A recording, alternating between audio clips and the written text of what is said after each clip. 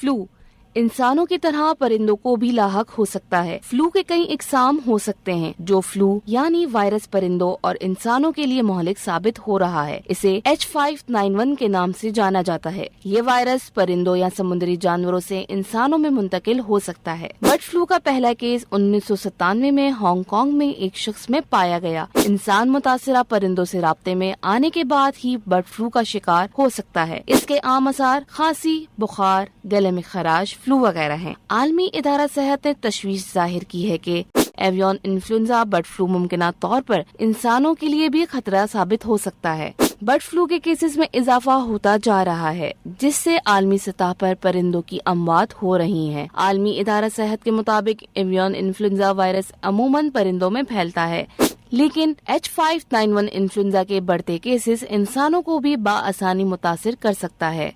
H5N1 influenza परिंदों के अलावा दूध देने वाले जानवरों में फैल रहा है। इन जानवरों में मुंतकिल होने के बाद बर्ड फ्लू नए वायरस में तब्दील होकर इंसानों के लिए नुकसानदेह हो सकता है। 2021 के बाद से अब तक 8 इंसानों के H5N1 से मुतासिर होने का रिकॉर्ड भी मौजूद है।